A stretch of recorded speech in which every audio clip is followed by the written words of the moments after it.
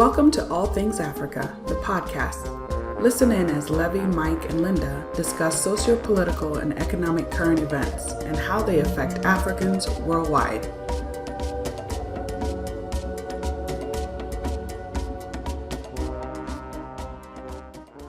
So welcome everyone to another episode of All Things Africa. If we thank you for tuning in and participating with us, please subscribe, please like us on your favorite platform for listening to podcasts.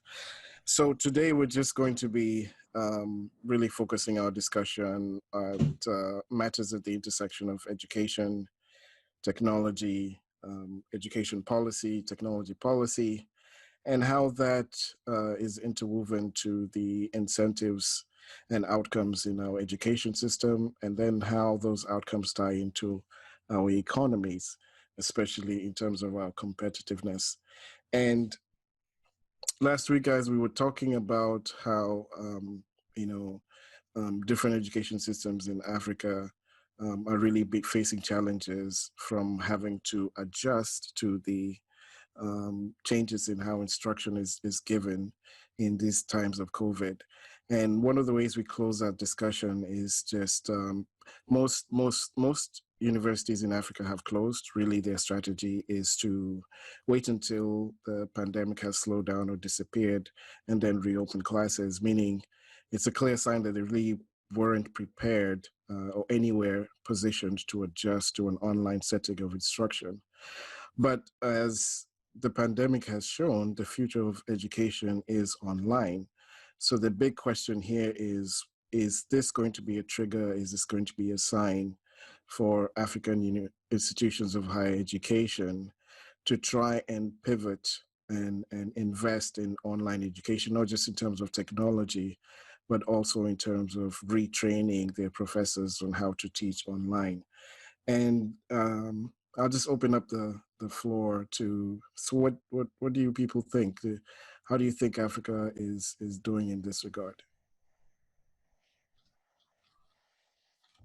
I think, in my view, I like that. Let me jump in on that point of pivoting, because in terms of pivoting, it seems like it's a mix of interest in pivoting, but caution as well in pivoting, but also to some extent being committed to old practices. So it's this mixture of old practices. You have people who are interested in pivoting, and you have fears of the uncertainties of doing so.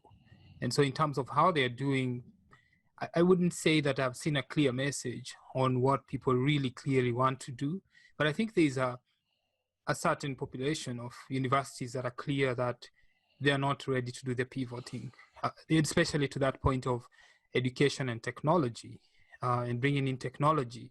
There is a commitment to the ways in which teaching and learning has been done without the technology. That seems to be a commitment for some of the universities. Probably it could be that there is also the issue of resources that are needed to do that shift or to make that shift, whether it could be resources that need to be allocated to training of faculty or training of students on how to use these technologies, and even resources on how for acquiring the technologies themselves. Maybe those things were not there prior to this particular situation that we find ourselves in, because the current situation, especially the coronavirus pandemic, what it has done is to test systems and to highlight the weaknesses of systems in terms of the resources that were there, attitudes that were there, and the interest that was there. So in terms of, back to your question, there's really no clear message in terms of pivoting, and I think there's a mixture of interests in pivoting. I get this feeling, at least when I look at the students who mostly are youth, that they do see the value of pivoting, and they do see the value of technology, and they are interested in technology. But of course, we also have other students who are not necessarily interested in technology, perhaps because of certain fears of whether they will be able to learn. You also have to deal with issues of inequality in education because some don't have access to some of these technologies that are needed. So I guess, Mike, back to you, it just seems like there's a lot of noise at this point. There's a lot of mixture, but to me at least, there is a clear sense that we should be talking about shifting. We should be talking about pivoting. We should be talking about how to strategically do so without undermining learning and teaching. Yeah, I think when it comes to pivoting and changing with the times and, trying to get ahead of the needs of education, I think it depends on who we're asking to pivot, because I think when it comes to the instructors, a big part of them not wanting to pivot, even if they have the resources, is just their own comfort level. Many instructors are used to the old style of teaching, where they just go to the front of the class and they lecture for hours, and the students are supposed to absorb what they can, and then they take exams. We've a lot of instruction that's still that way. Very few people are able to comprehend, or very few learners are able to absorb the material enough to even grow and to learn the material. But if our instructors, even in face-to-face instruction, have taken the approach of better learning strategies and assignments and assessments, then they're going to find that technology will only enhance that and actually improve it for themselves. If you've previously had paper instruction in class, you're going to find that the resources needed to print that same exam 300 times and then sitting down or grading all that. When you find out that there's a system out there, an exam system, where you can put all of those exam questions in there and the students can all take it at once, and it can be automatically graded, and you don't have to pour thousands of dollars a year into printing and then thousands of hours into grading and reviewing and all this stuff, I think many instructors will find that it is a better system than, the old paper, pen and paper method. I think it'll save instructor time. It'll allow them to really focus on what's more important when it comes to their courses or to their content. But the problem is, first and foremost, the buy-in. Is everyone bought into the idea that this is important? Moving towards education and using technology for education, is that really important? Because if we don't agree on that, we're not going to take steps to move forward. We're not going to assign resources to it. We're not going to assign personnel to it. And so I don't see the first step, which is the huge buy-in. I think everybody still loves the brick and mortar. They love students on a campus. They love students in a dormitory, or, in Africa, we love to have boarding schools, right? This is like the norm. But the idea of congregating such a large number of people might think, oh, COVID is just one thing that happened in 100 years. But the reality is, as we move forward, because of population, because of development into areas where animals previously we're ending up living with more animals than we should. And so they carry diseases that we have not previously been introduced to. We're going to have more outbreaks as we move forward. And so learning how to properly set up our educational systems to the benefit of the learner, because education is something that we're going to forever need. It's time to rethink how we do it, from, secondary school all the way through university. But I wonder, is that model, the model that we've been following for so long, which is secondary school, then high school, then university, is that the best fit model for these days? And when we look at Africa in general, is that where we need to be pushing and moving? Just to piggyback on what you were saying about buy-in. We were just talking about this, Linda. One of the sort of situations or environments that destabilize markets is when an incumbent doesn't understand when value is shifting below them. They could be caught off guard. So yesterday, I don't know if you guys heard, but the State Department, I heard something on the radio that the State Department was not issuing student visas for international students to come to America this fall. They're not issuing visas. So some universities are still offering classes to those students for free. Okay. And it got me thinking that the buy-in, to use the language of buy-in, the buy-in might not need to come from the administrators of universities and practitioners of education. It could come from their clients, from students who see now probably that they don't have to actually acquire the education from the local university. The infrastructure of data, infrastructure of technology could create the situation where students don't have to go to the local university anymore. They could actually complete their whole programs online. It's feasible. Whether it's an American university or maybe some university in Asia starts to do that, and it happens to be at a competitive rate, and that becomes the preferred choice.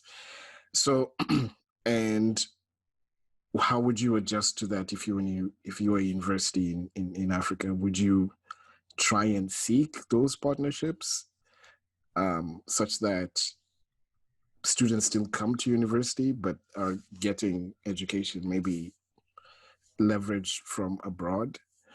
Or do you try and retool your whole infrastructure to be more competitive as universities globally?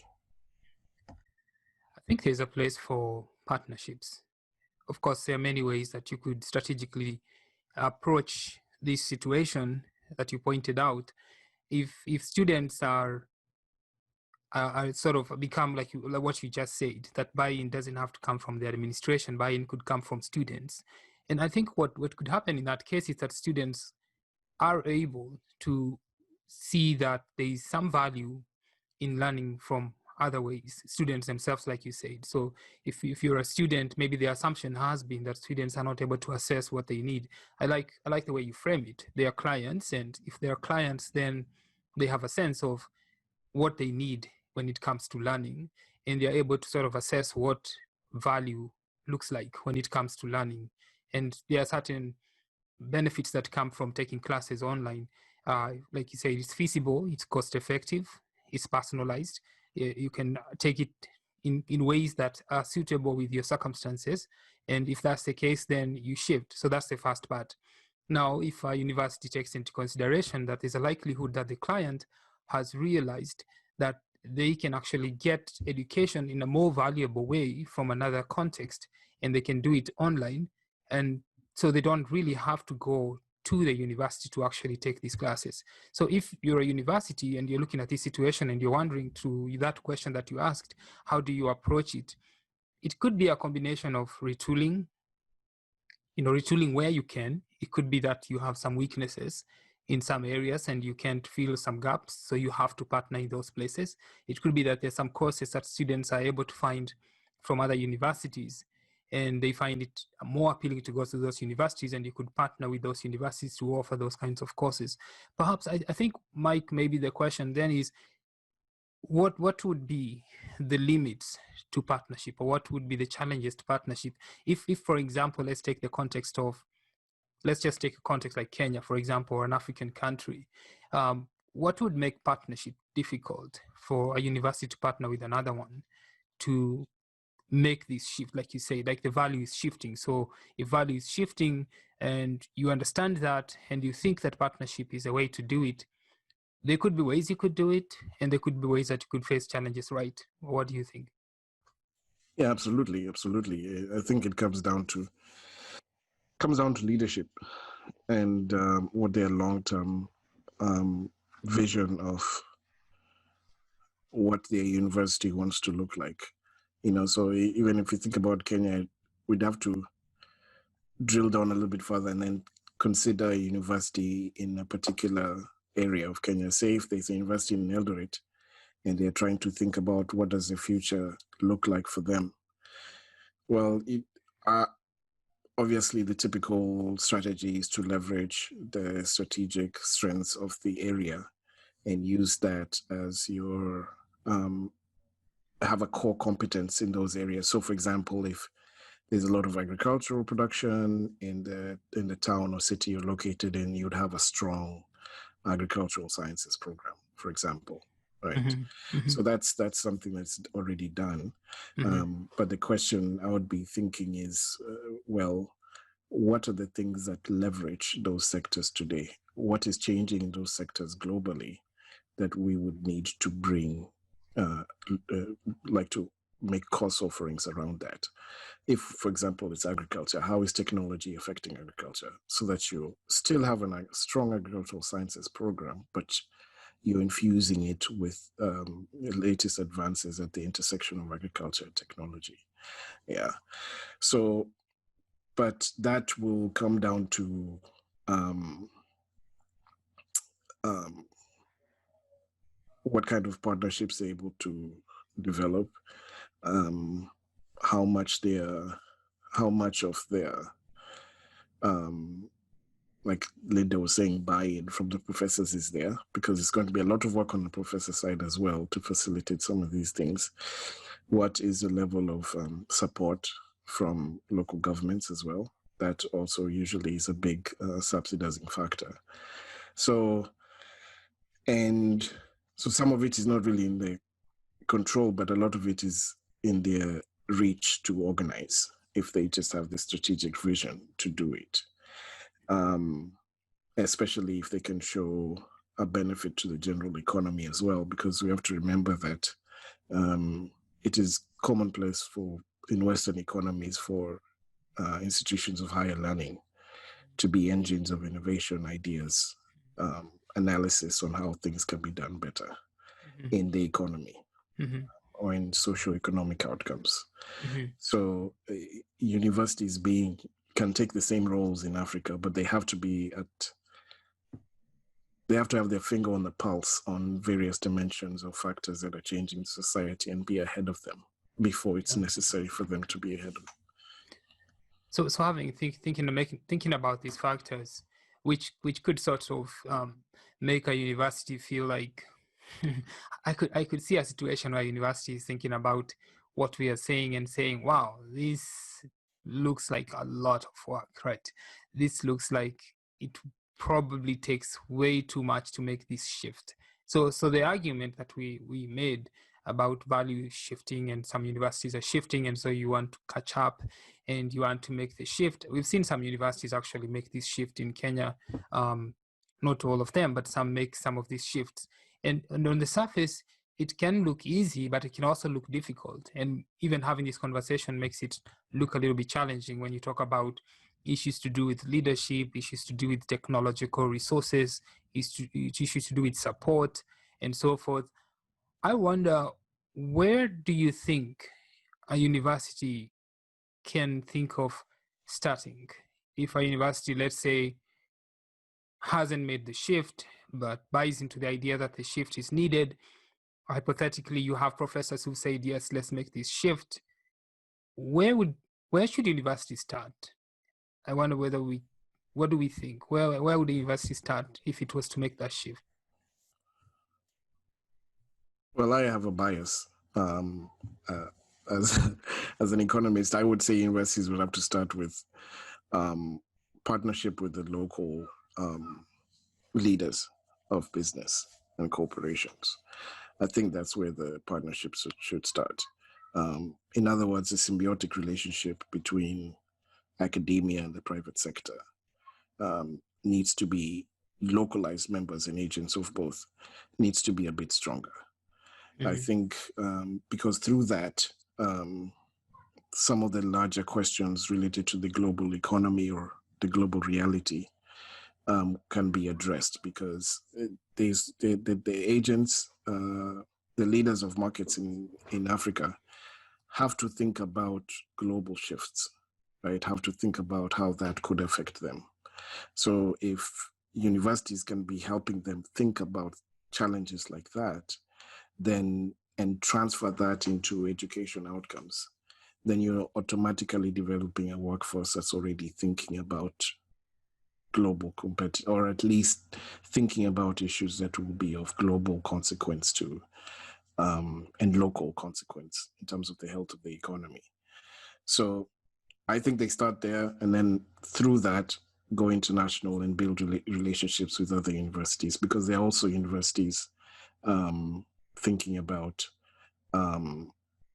international universities thinking about how to develop more partnerships with local private and academic agents in Africa? You know, I like the idea of universities partnering with businesses and corporations.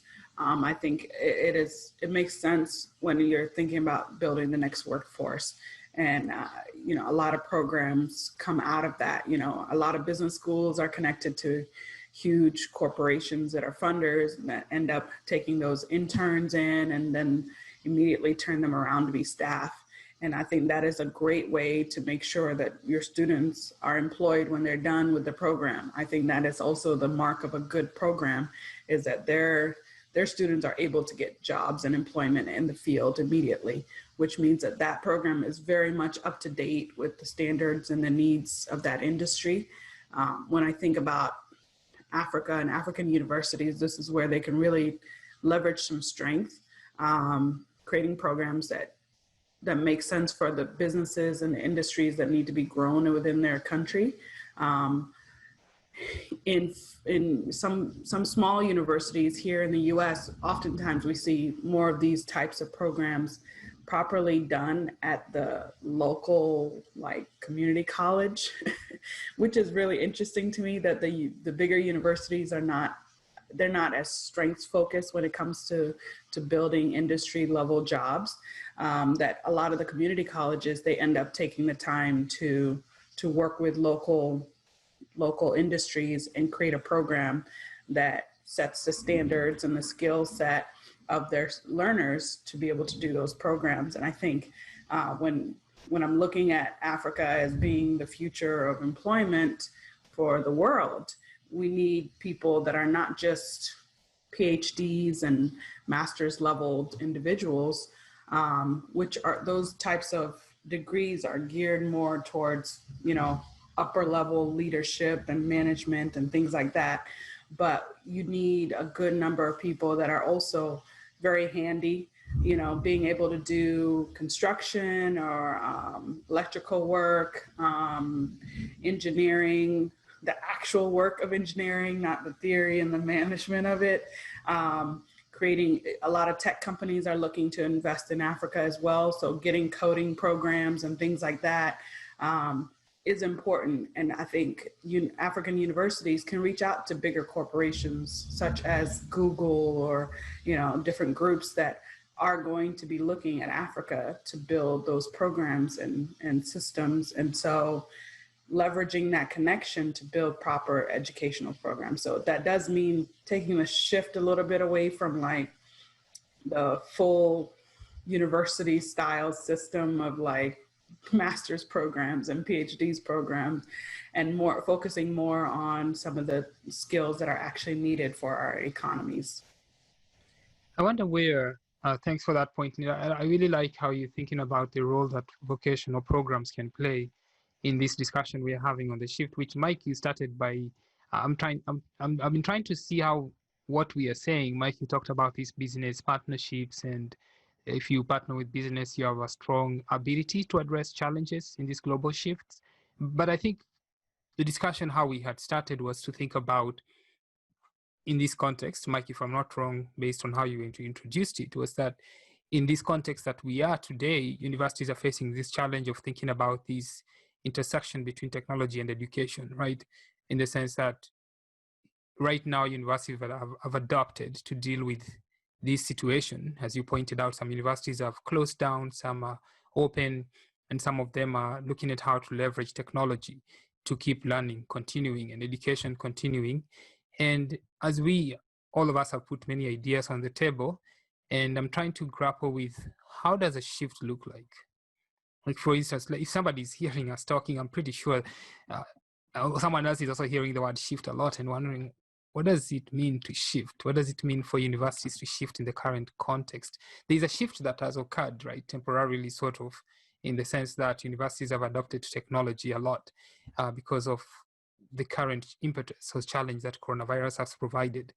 it could be a momentary shift, which means, you shift a little bit, you adapt, and then you go back to what used to happen. But if you're talking about pivoting and shifting, then it's an assumption or suggestion. We are saying that there should be some new status of how education and teaching and learning looks like. When you think about technology, education, business partnerships, vocations, do you have a sense, Mike, of how these would, or even a vision? Like, I like you mentioned also vision. You mentioned this is a leadership issue. It's an issue of visioning. So there are many interesting ideas here that have been going through my mind. I'm just thinking in terms of how we put all this together to portray how this vision looks like. I don't know what it looks like necessarily, but I'm thinking about it in terms of what it can solve, what it can help solve. And maybe that answers the question. So, for example, in a situation like this, think about the intersection of education and technology. To me, that has two sides of a coin. It would, if it was thriving, what it looks like in a country like this could be Microsoft donating tablets to students. Why? Because Microsoft has a relationship with that university where some of the computer science or engineering research is directly relevant to Microsoft. Therefore, Microsoft could, in a time like this, come back and give your students free tablets, which then helps the university, because then at least that increases the chances that people will be able to get online somehow. Yeah, it looks like something like that. What problem does it solve? It solves the problem of students not having a device to access online classes, or at least mitigates it somehow. So I don't know what it would look like in necessarily the whole of Africa, or let's say even Kenya, I'm not sure, but it could help to solve similar problems. So for example, in the university side, universities don't have the infrastructure to even facilitate. Many universities don't have the right infrastructure to facilitate online education in the first place, right? That might not be something that they can be able to solve themselves, right? But as that could be something that's derived or in partnership with the private sector, right? Which could lead to revenue to that private sector actor that does that. Mm-hmm. And maybe the university can benefit from that by saying, hey, as you guys build these systems, might as well teach some certification classes alongside it to empower our students. Yeah. Then you have another generation of students with an enhanced skill set. Yeah. Right. So now, of course, that would have to involve heavily subsidized, because, there's an affordability issue. So the government would have to essentially make that happen.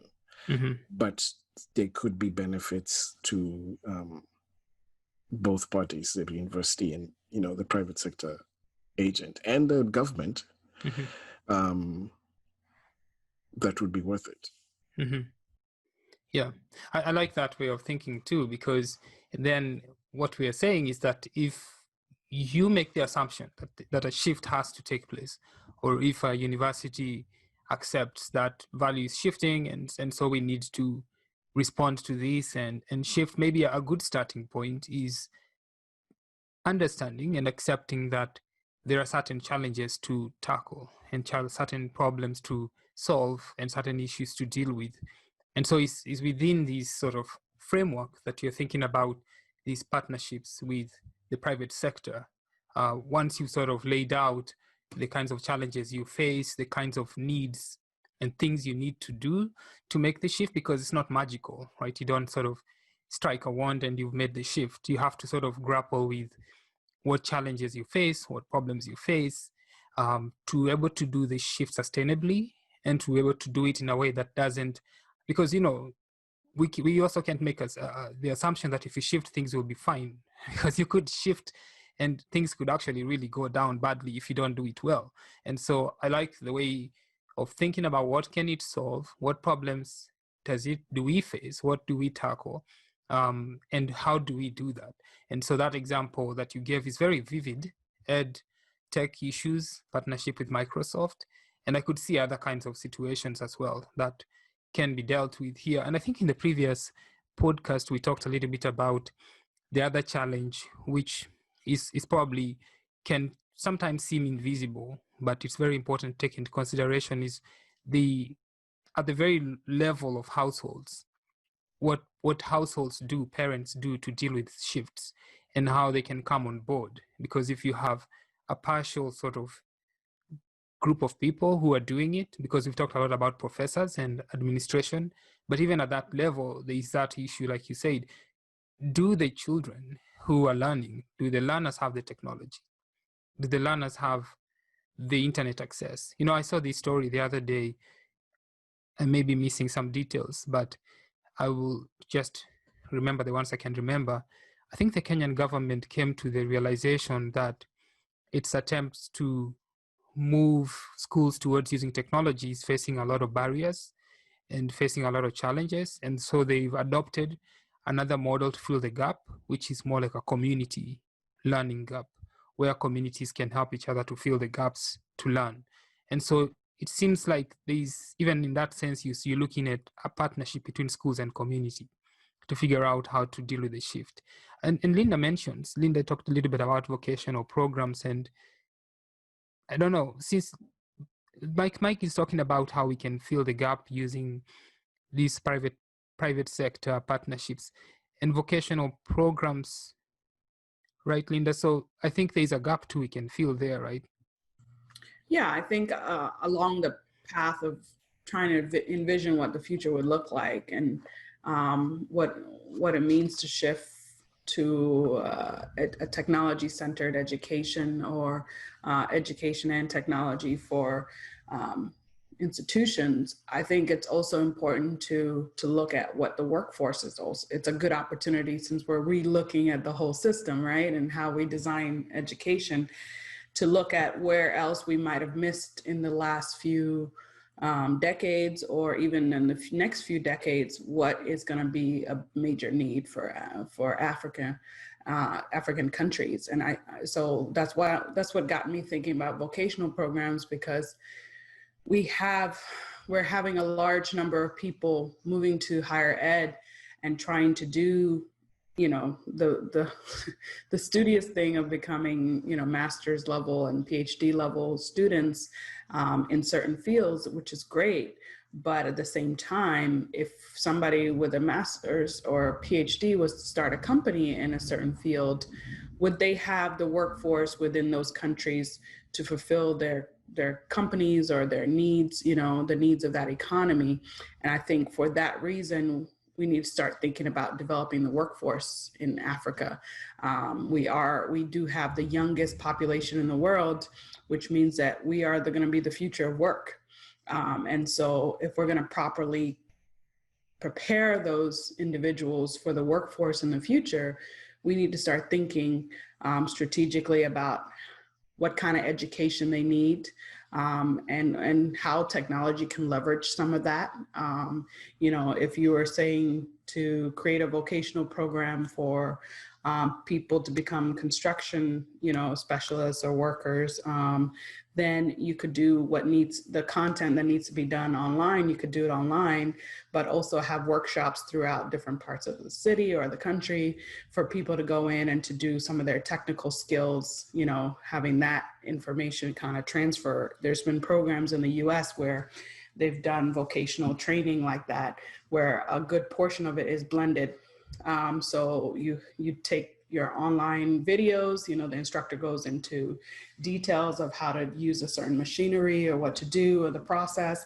They do all that on video. They do their assessments on say online, and then they have practice sessions where they come in and they can schedule a time to be with a professor and to actually show their skills and their abilities. And also the workshop is open for them to come and to practice whatever they need to practice. And the instructor is there from time to time, or even an instructional support team is there. And so there are innovative ways to do this, and technology has helped a lot when it comes to vocational training and making it more effective. And, you know, anybody that's worked in a factory or in a situation like that, computers are a big part of the work that needs to be done in factories as well. So the proper training oftentimes has fallen on the companies once they hire someone to train them how to use those things, when that can be a skill that they learn before being hired, and it would make them a much better candidate for those jobs and those employments. And so Africa needs to consider this and think about it. And, especially since a lot of our cities are starting to build and to grow, you need people who are skilled in those areas. We can't just keep contracting China to do everything. And when we contract those companies, they bring their people from their countries into our countries to do the work and the project. We're missing out on an opportunity to provide work for our own workforces, our own people. So when we're building a new building, a new skyscraper, if we had our own skilled individuals, when we have those contracts, sure, you hire the architectural firm or whatever the case is, but they're able to hire locally, and that supports the economy there as well. And so we need to shift thinking. Universities for a long time has been more about how many PhDs they push out, how many well-educated people, but we need to think about how universities and the education system, which was originally built so that it does create a better economic standing of individuals. So we need to remember that very foundational goal of an educational institution is to educate people so they can contribute economically. But if we're no longer doing that, we need to maybe rethink the plan for ourselves locally. And I wonder if it's better to have those vocational training opportunities through the existing universities, or is it better to have them as their own standalone things? What do you think? I mean, to me, it depends on what resources lie at that university. If the university has the capacity to shift to a program that covers that, then I think they should take it on. Why not? Yeah. Yeah. If not, then, maybe at a higher level, like you're saying, it's big people, right? So government level, individuals that fund these universities and programs, maybe they should look into investing into vocational programs instead of just their status quo universities. One of the things that you mentioned, almost in passing, but I thought that it really captured my interest, is shift thinking, right? Because we can talk about sort of at a structural level, the shifts that need to occur, but at a mental level and mindsets, there's a shift that also is necessary to consider, because at a mindset sort of level, the idea is beliefs on education and learning. Because if those beliefs on education and learning are not aligned with those structural discussion on how you shift things, then things can get stuck. And the stubbornness that we were talking about also comes from there. The stubbornness of perhaps a few people who, even for me, I may be stubborn in some ways that I'm not ready to shift my mindset on how education and learning should take place. And maybe even that is at different levels, parents, leaders. We've seen situations where universities want to do something innovative or different, but then perhaps the backlash is not just from the professors, it's also from the parents and also from the students, in the sense that how can you ask us to do this? I don't want to be involved in doing something like this. To be more vivid, for instance, or to provide a more vivid example, is situations where even in the Kenyan curriculum, shifting that curriculum to a new way of thinking and bringing technology meant that parents have to be involved, right, in a more sort of substantive way, which of course is a burden when you don't have the ways to make that shift. But for the parent, if it feels that this is going to just add to my work, then I think that there's a likelihood that the parent is likely to believe that the older way of education was better because of certain costs and benefits. And so someone may say, oh, no. I am not going to be recruited to teach. That's not going to be my job. The teacher is the teacher, and I do my job at home and leave it at school. I'm not going to be involved in this. And I've seen cases where parents also feel like genuinely frustrated that they can't navigate the technologies that students are being asked to navigate, because as we said in the previous podcasts, that also requires a mental shift or a mindset shift that says, okay, I don't know how to do this now, but for the sake of not just you, my child, but for the country, I'm going to learn how to navigate these technologies and these software and these platforms and this website, and we can figure this out. So maybe even at that level, maybe there's something to talk about with regards to shifting mindsets. Right, and that's what I was saying. Comes down to leadership. But for me, that mindset shift from the society all the way to the parent level and university, those are two different dimensions that are pushed and nurtured on two different angles. The university, with the right leader at the helm, and a few lieutenants to help him, they're more likely to shift a mindset over time at that institution. But for the society, that one will have to come at a much higher level of leadership to really push that social dynamic towards a different mindset. I don't think that's necessarily, universities can help with that, but it has to be part of a broader piece of vision for the society at levels that are much higher than just the university level. Yeah, I like that. And I think it ties in very well with what Linda was talking about with regards to vocational education, because Linda, what I had you doing is tying these vocational programs to national development and to some extent regional and continent-wide. And I think maybe then the question is shifting your mindset on how to create a competitive workforce in the 21st century, right? Because a competitive workforce in the 21st century, certainly we may have to look different. So it becomes much more broader. It becomes sort of getting almost this idea of buy-in at different levels and vision that people can buy into at different levels. Because I would think, for example, if I was speaking to a parent, which is a question Mike actually asked in the previous podcast that made me think for a whole week, I'm still thinking about that question. Like, as a parent, Linda, you're a parent too. There is a question, Mike, you asked that, what do I tell a parent? And I was thinking, okay, what would someone need to tell me as a parent? Because I was thinking, I can tell a parent something, but I also need to be told something as a parent, because I'm thinking of 5-year-old, my 2-year-old, the amount of work it takes to get my 5-year-old to sit on a computer for 30 minutes is so much work. I'm thinking, you need to tell me some other story that will get me to actually want to do that. The other day, we were just thinking about kindergarten, and this right now, Linda, I'm sure you're facing the same situation where we are not sure whether kindergartens will open.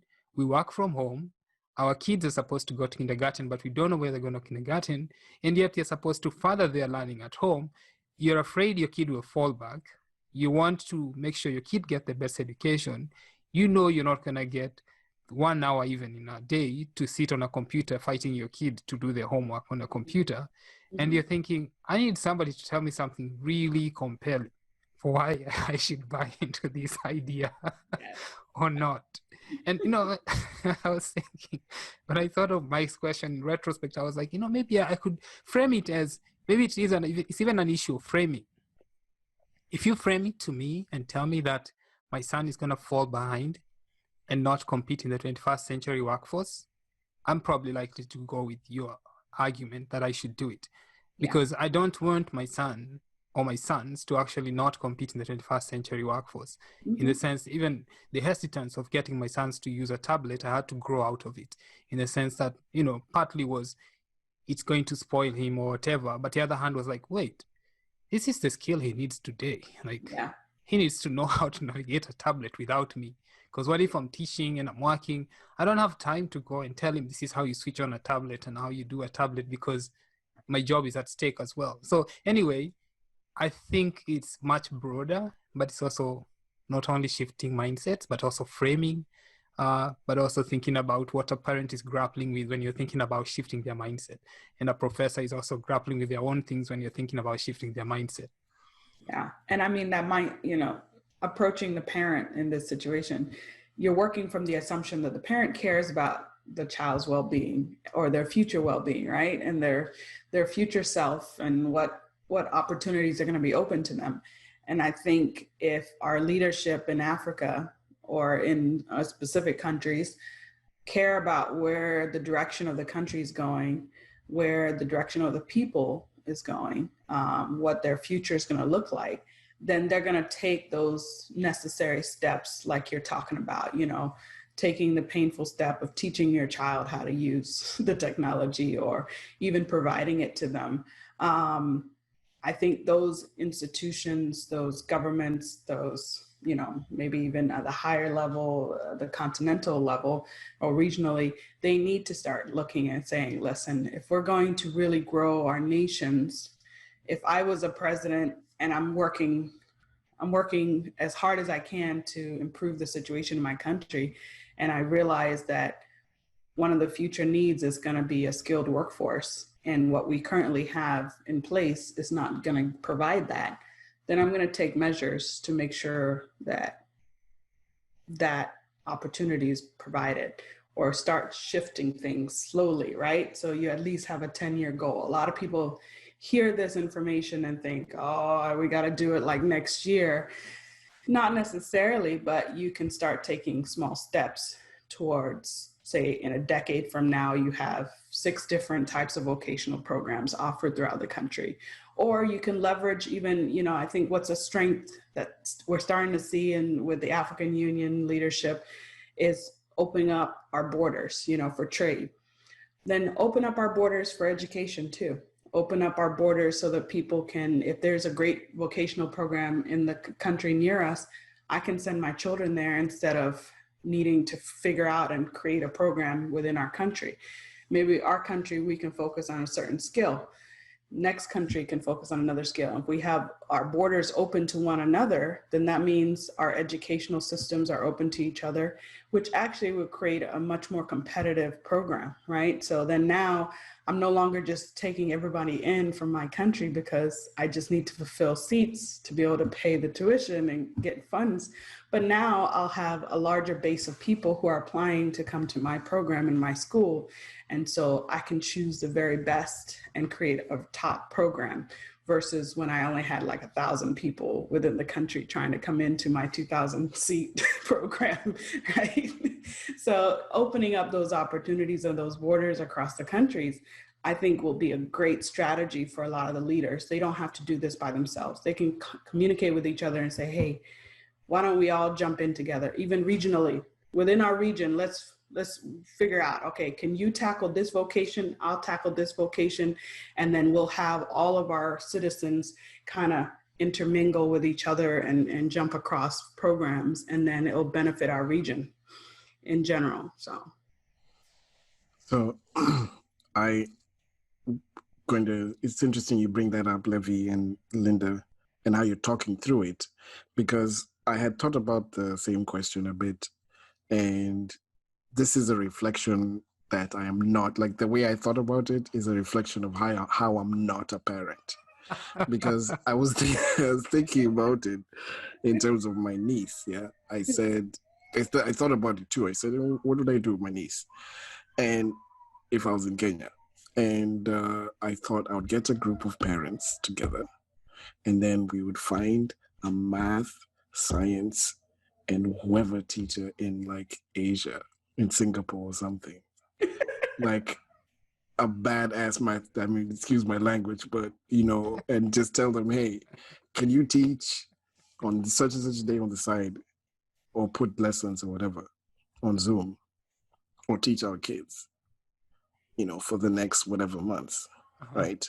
I might be able to find them, especially in the world of social media, and like just pull parents together and we pay this guy, right? For each parent to log on individually, right? Now, that is under the huge assumption, and I'm very aware that not every household, majority of the households don't have the luxury of having even the device, let alone the internet, to connect to something like that. Yeah.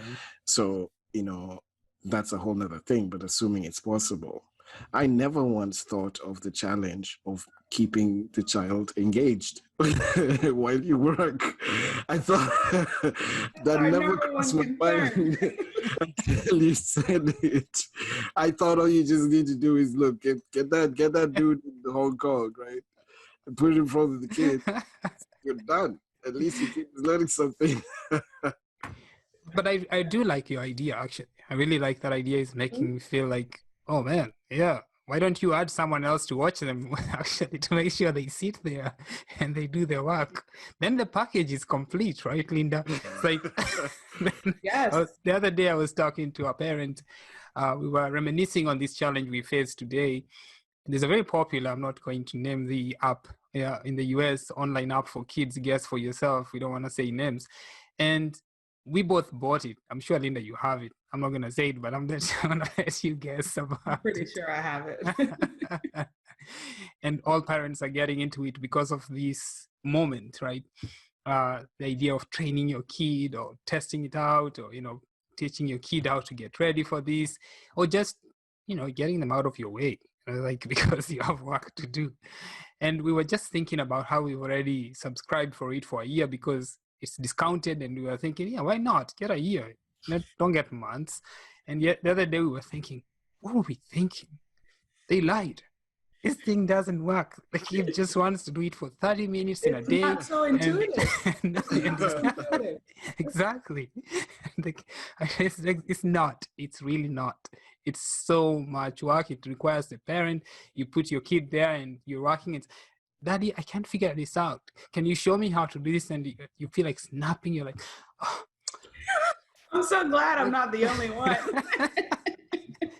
You're like, you should figure it out. And you check it and say, yeah, I understand. Yeah, now I get it. And then you look at the platform and there's too many things going on. There's no direction given to the child. And you're like, okay, they didn't think this through. But Mike, your idea, I think, is in the right track. I mean, I think I could see a lot of parents, even those that I have talked to, if in this context, but I could also think in the same thing in the context of Kenya. Like I said, just adding someone who thinks about that challenge most parents are facing, not just us, but even in the US who have faced this challenge. How do you get a kid to engage with that platform? How do you get a kid to actually not do what they should not be doing on the platform, but actually learn and learn? And this is not just kids, this is all the way to high school. I know someone who told me that their high schooler is not doing any learning at home. Shocker. Right. They still need a facilitator, everybody that's learning needs a facilitator. We find this if we were to create master's program that were completely self-paced without an instructor, very few people would complete the program. Very few people, because it takes like the type A personality that's very focused and I'm going to teach myself this to really take their time going through it. That's true. The rest of us are just not that. We need the peer pressure. We need the instructor accountability. We need all of that to keep moving, and it's not possible. But I do like your idea, Mike. I think it is the same, what you're thinking about is from a smaller level, but it can be applied at a larger level. Like I was saying, countries joining together and creating a collaborative, and finding solutions that are more feasible, because if each vocational program takes $2 billion to create, and I need to create 6 of them, I don't have $12 billion to put together for this, but each country might have $2 billion each. Let's split up that program or the different industries into those different countries, pull from your resources and connect with other countries. Other countries have been doing this for a long time. Across Europe, they do the same thing. Within the US, we leverage within the states.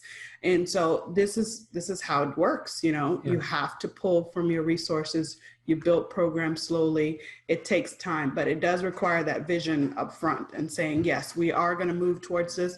These are the steps we're going to take starting from now until 10 years from now. Yeah. And eventually those programs will build. If you look at any of the big major universities, they all started at some one little department or one little college. And then eventually they grew into a university with several different colleges in there, and they built their prestige over time. People want to create a Harvard overnight. You're not going to create a Harvard overnight. Harvard took hundreds of years to get there, you know? And so starting with one simple goal and then moving and building from that is the way to go. I think it's the idea of being realistic about the timeline that you're setting yourself up for.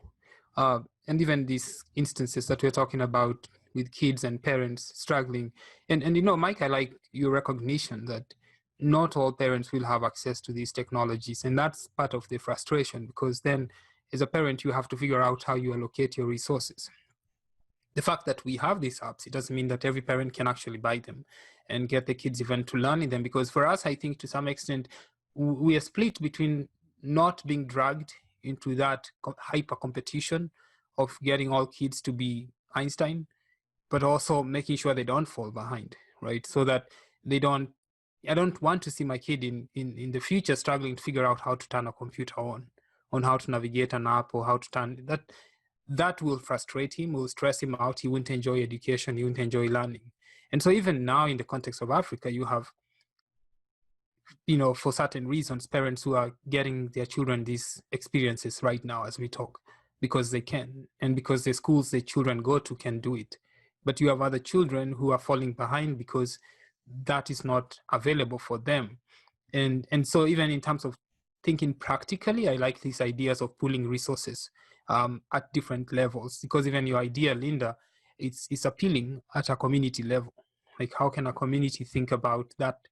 We don't have this amount of money to get kids this, but how do you combine your idea with Mike's idea? A community is not just thinking in terms of children individually, but combining with Mike and thinking of a place where these resources are available and provided by a community, so that these kids are not falling behind in certain communities. So timeline is key, but also just putting together resources. Yep, absolutely. That starting small, focusing on making an impact, even it's at the small level, impact-driven small level. And, you know, there's a part of innovation is not just creating something new. It's also thinking about how to reuse what you have differently, you know, towards a certain outcome. So again, with an impact focus driven mindset. But yeah, so thank you for listening, bearing with us. And I think we went a little bit longer, but thank you for listening to us today. Hope we join us next week. We'll also have a very interesting discussion then. And as usual, please like, subscribe, and spread the word, and join us next week. Bye. Thank you all. Join us for the next episode of All Things Africa with Levy, Mike, and Linda. To get instant notifications on new episodes, subscribe to our podcast wherever you listen to our podcast, or find us on Anchor at anchor.fm/allthingsafrica. Follow us on Twitter and keep the conversation going with the hashtag AllThingsAfrica.